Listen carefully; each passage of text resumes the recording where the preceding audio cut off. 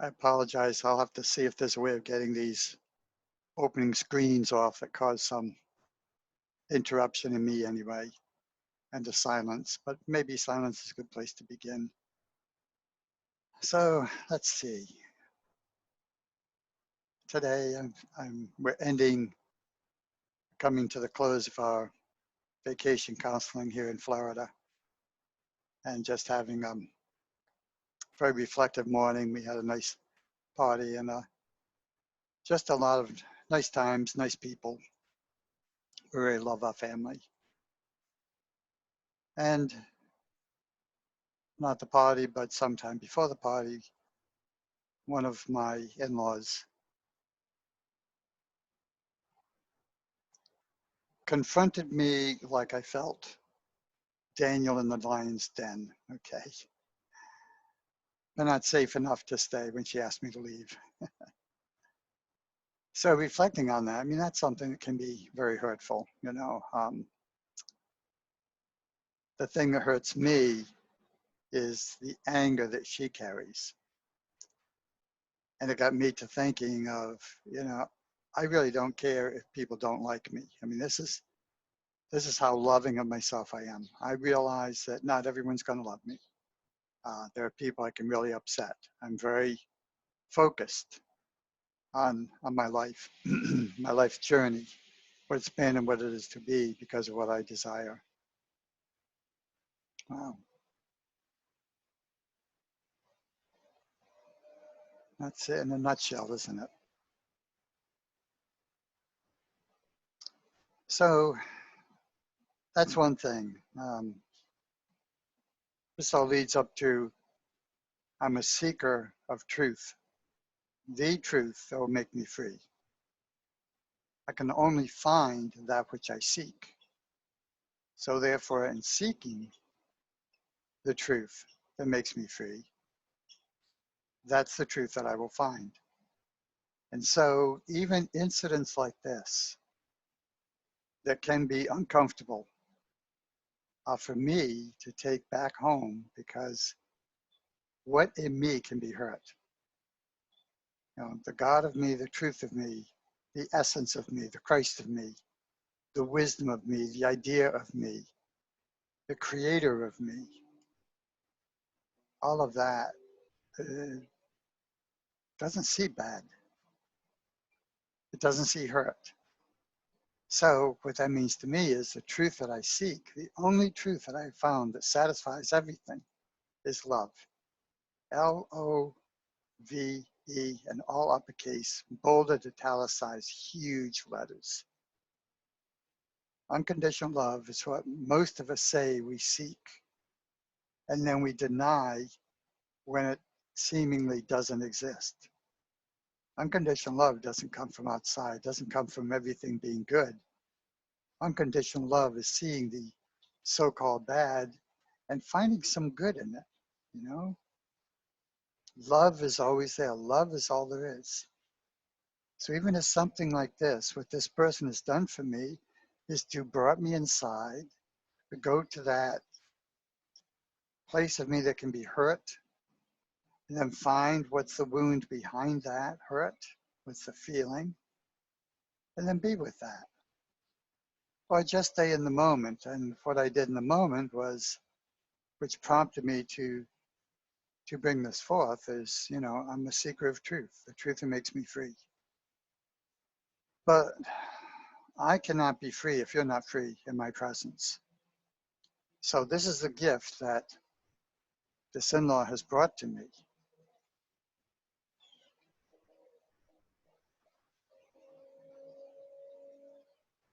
Is to allow it not to affect me. When I allow it to affect me, I in turn put that energy on the in-law, and therefore it's not resolved. The only way it can be resolved is for there not to be any energy to it. So when I take my energy away, I basically help the person not feel resistance or defensiveness. They feel, well, I would like to say they feel vulnerable, but this anger and so forth is hiding that vulnerability. so therefore it can't be healed. So many truths come through this. And it's all in seeking love that we find our authenticity. We find our true self, as Jesus did in 40 days, 40 nights in the desert. Okay, so he's my experience that I can see. I can see that he exemplifies knowing the truth that I'm seeking.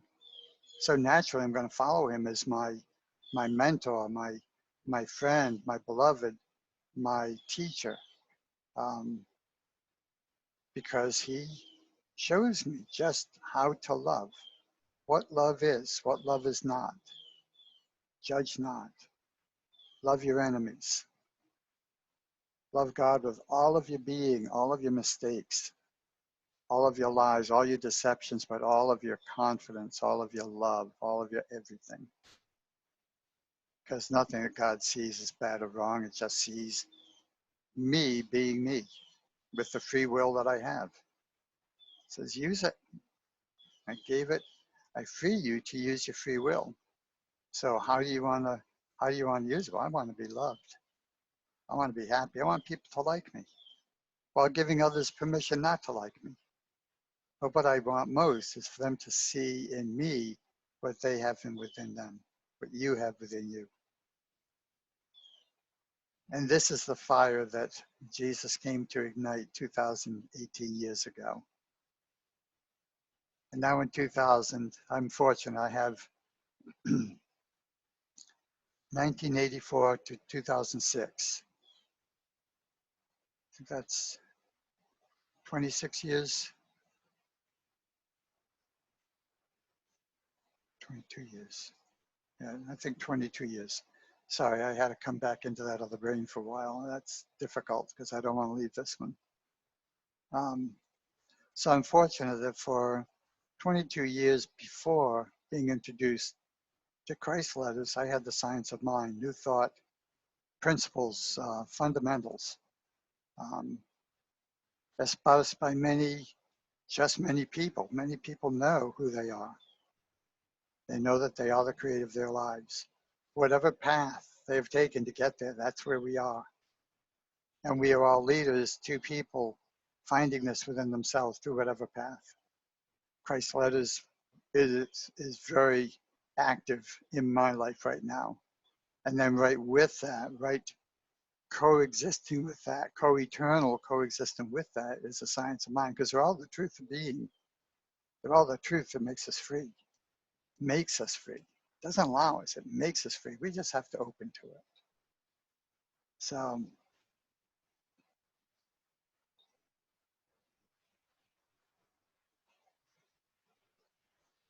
I have something I call my credo.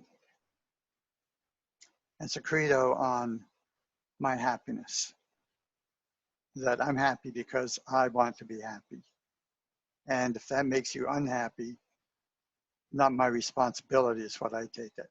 I don't say it that way, but that's what I intend is, if my feelings, my hurt feelings are about me, they're not about you. They're not about anybody else. They're about me. I'm the one that has the feelings. I'm the one that can heal those feelings. From without can help me heal, but the ultimate healing is going to come from within. When I change my mind, my mindset about the hurt, about giving this person permission to be angry, and accepting responsibility for what she sees in me that has caused such anger. But my compassion says, darling, I don't want you to hurt. Go ahead and not like me, not a problem, but don't hurt. Don't. You don't have to justify it in any way. I'm just giving you excuses to not like me. Wow.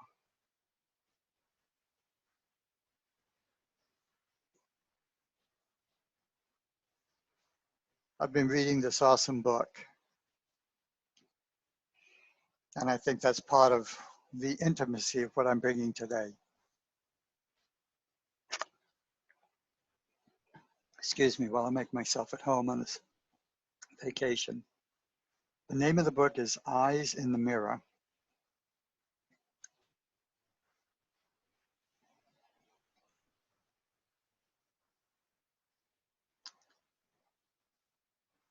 And you can pause if you want and write it down. I highly, highly recommend it. It's eyes in the mirror, and it's his eyes that are on the cover, which is really cool. I love that intimacy. Everything changed when he met his soul. And this is a story of how he and his soul had this dialogue, and it's awesome. And it's within every one of us. So I'm recommending this book because this is just another way. If you don't have a way, or if you have a way, this will enhance the way. That's what Christ does for me. It is enhanced science of mind, and science of mind enhanced the Christ that I found through Jesus within me. Okay, it's been an evolution of spiritual consciousness, and it's within every one of us. And we don't have to spend 40 days and 40 nights in the desert asking questions and finding answers. We now find the answers from every living event in our lives, because every living event is allowing us to express the Christ of us. And there are times, like at that time, I didn't do it as well as I could have. I don't feel ashamed or bad about the way I handled it, because it is what it is.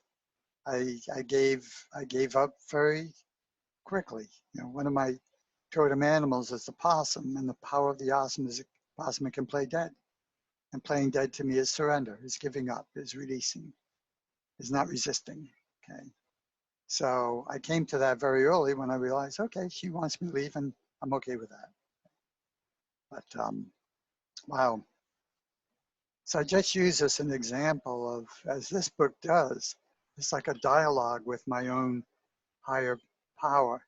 And as I'm looking at you, I am it looking at me, if that makes sense to you. Mm-hmm. Wow. That's very humbling for me.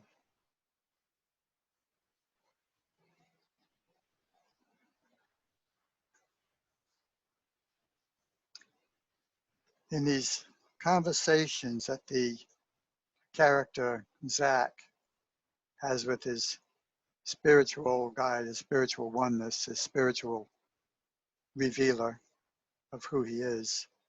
Um, wow.